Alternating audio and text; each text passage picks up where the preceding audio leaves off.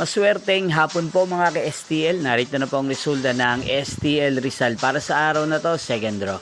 February 9, 2026, araw ng Lunes. Naway mga natayaan nyo pong mga numero kanina ay manalo nawa ngayong hapong ito, 4 PM. Kaya't kunin nyo na po ang inyong mga ticket. Narito na po ang resulta.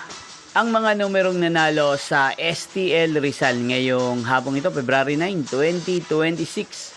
4 PM second draw result 16 at 36 in exact order. Again, 16 at 36. At ngayong hapong ito sa STL Rizal, atin pong i-shoutout si Ate Maridel na lagi pong nanonood sa channel ito. Shoutout po sa inyo, Ate Maridel. Sana po ay nasa maayos kayong kalagayan.